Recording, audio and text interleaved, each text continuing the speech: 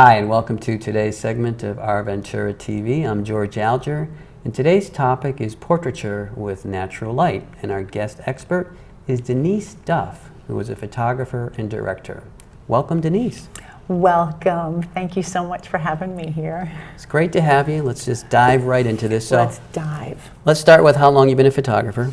Oh, okay. Well, a professional photographer. I have been that since my daughter was 1, so that would be 1995 is when I decided to actually convert my garage into a full photo studio. Good. So you started with film. Oh, yes. I started with film. I started actually prior to that at NYU.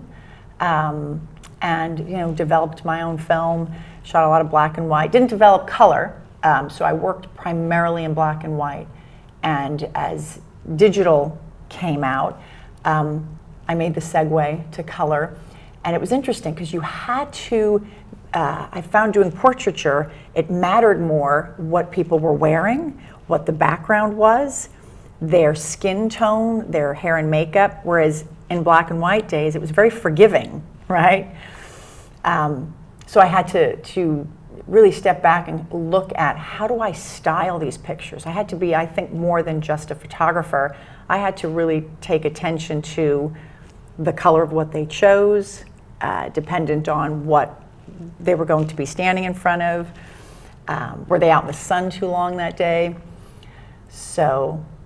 And I think I've succeeded well, and I've made I make my living out of it now, and I love the interaction with people. That's really, I think, probably my biggest gift is my love of humans. Cool. And really making them comfortable. But we can certainly talk more about the technical aspect, which. Well, we're going to get into some photos in a moment. But okay. Do you want to comment on how your experience as an actress may have factored into your photography? Sure. Well, I was an actress for probably 20-something years, and so I've spent a lot of time. I even had a little modeling stint in Italy when I was from 19 to 21, and I really got to see how, with proper lighting, you really can improve someone, right? It's like sometimes when you see a celebrity at a restaurant, you're like, wow, they didn't look as good as I'd seen them on the movie. And I'm like, well, that's because of great lenses, great lighting, composition, and it really can transform how we see someone. So, and that's what we love. Like, we sit and we watch movies, we look at pictures because we want to see something transformed, something elevated. So absolutely, having been an actress, I got to feel what it's like to be on the other side. And when I'm being photographed, I want someone to pull me out of my, anything that I feel unconfident about. I rely on that photographer to put me in a really confident, comfortable space, because anything else can be retouched out. You can fix hair that's flying away or too many wrinkles, but what you can't retouch out is the confidence and comfortableness in the eyes. Well said. Well, let's look at some of your work. Okay. And let's bring out my children, my babies. Yeah, and let's also talk about how natural light has been, used to enhance these images. Sure. So this is completely just a natural light shot. It was raining that day. It was out in my back patio. That he's under an overhang. There is some light coming from behind him. You could see that little kick there and that little kick there, and that's coming from the fence that separates my neighbor's house. So what I do is I use that, the slats in the fence create a little bit of a backlight. It's completely covered overhead, and there is a soft diffuse light that's coming straight up front. And I'll tell you, natural light, especially for light eyes, is some of the best light you could have for a blue-eyed or green-eyed person, because the strength of natural light shrinks the black part of the eye. And when it's really tiny, what's left is all color. Now, the trick is you don't want to put someone straight right into harsh light. Like, you don't want that. But when you put them in the shade, or you put them inside a house and open a window, you're getting soft diffused light, and you get some of the most beautiful, even skin tone lit pictures that way. So good, and just to underscore one point you're making for the benefit of viewers is, it's not only that you're using natural light, but you're not putting them in sunlight either. It's exactly right, and yes, I'm glad you're underscoring that, because it's really true. When you think natural light, you could put someone, they can stand outdoors, and the sun is going to hit on top of their head, and it's going to create, by the eyebrow bone, a shadow. So this acts as a little umbrella, so what gets dark? The eyes. And that's the last thing that you want dark.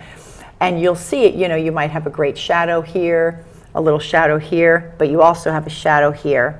And that's death for a portrait, So what I do if I take someone outside, there'll be a picture coming up, is as long as it's overcast, you're pretty golden.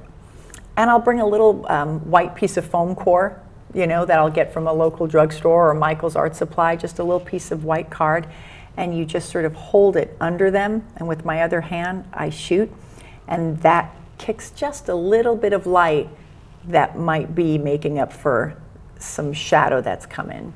Good. Yep. Let's move on to another. And actually this is one where I did use a little white card, because I have her outside.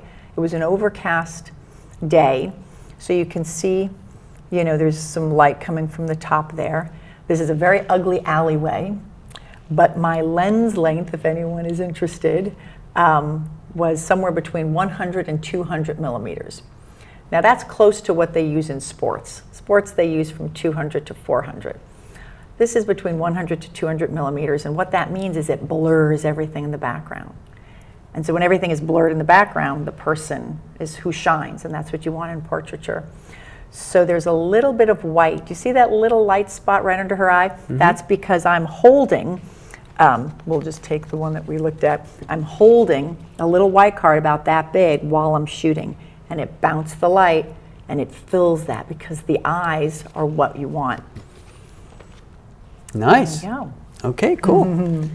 Let's move on to this one right here. Here we have, this is sweet Judy Norton Taylor. You may recognize her from the Waltons. Yes.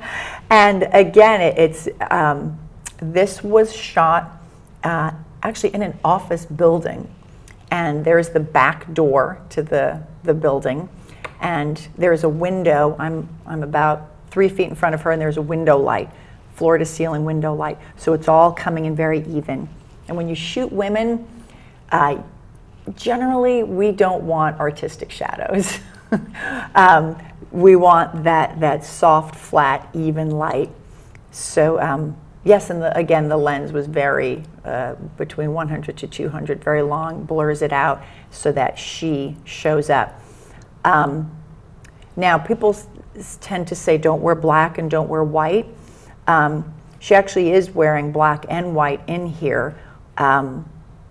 And it can be done, it just has to be done right. When we post this, when I develop this, right, and it's a digital picture, I just made sure to take the shadows and brighten them up a bit so you can see the shape of the jacket. But I feel white can be really beautiful in a photo because it makes the person look tan, because you basically can't get tanner, you can't get whiter than white, right? So that contrast can make skin tone look a little bit tan.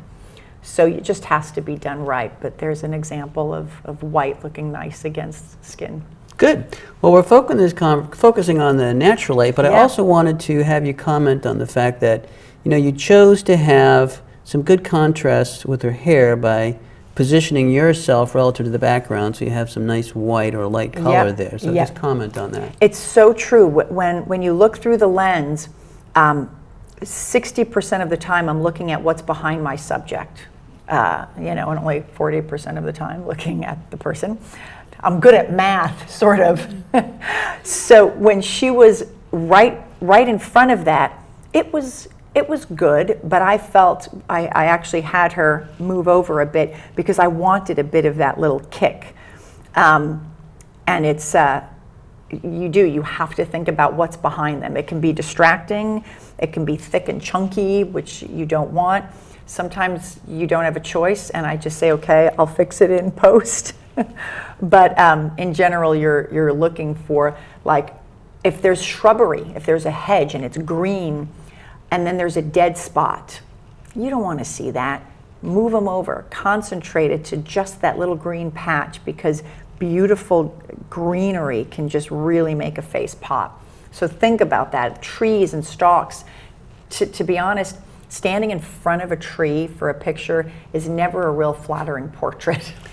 Well, I think you've brought up not only a very valuable point, but it's one that people can easily incorporate into their shooting. So, to me, it's one of the early steps that a person is going to make from, not knowing a lot about photography to gaining some expertise, let's say, and that is watching the background. Watching the background. And I love the way you emphasize that you put more attention on the background than the subject. Because I can control that, and the person is who they are, but I can actually change. I can't, change someone's nose to a different side or change their eye color, but I can change what's going on behind them and always zoom in. It's better to zoom in and then step back a bit, because when you zoom in, that's what blurs out the background. So zoom in and step away, because if you're zoomed out and you get close, the face widens out. Good. Yep. Now we're running out of time here. I know. We have more images we could go through. But I wanted you to comment on, even though we're talking about natural light, I'd like to at least comment on the fact that you can have very soft light in a studio, in a controlled environment. So you've chosen this path. I'd just like you to comment on the use of natural light versus studio light. Sure.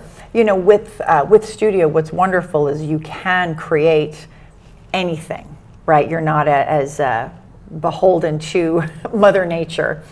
And so in a studio, if you've heard the term like a soft box, one of the theories is you want to create one main light source, because that's how Mother Nature lights the world, with one main light source. And then you can fill and do your little bounce cards.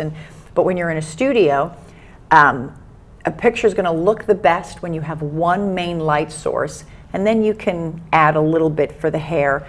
But if you see pictures that have like two main light sources, and you look at that person, they don't get as emotionally connected to it. And I've done tests with that, where I've done like two hard lights on a photo, and then I've done one light source, like circular, like the sun, with a little silky fabric in front of it. And 1 for 1 out of this test that I did, people chose that one. And it embodied more of a real, of what you see, but a more improved version of it. So I mess around artistically with different kind of lighting. I've been doing a series of like 1940s, 1950s looks, and I call it my grandmother's bracelet. And everyone, they all wear my grandmother's bracelet, and I do that real harsh kind of lighting of like from the Harrell days of studio lighting, where it was just that one spot, and they would look up at it longingly with her bracelet. So I like to play with that. Cool. Well, we're out of time, but before we close, could you give viewers your website? Oh, my website is duffimages.com. Duff, D-U-F-F, images.com. Thank you very much, Denice. This is George Alger signing off for this segment of Our Ventura TV. Until I meet again.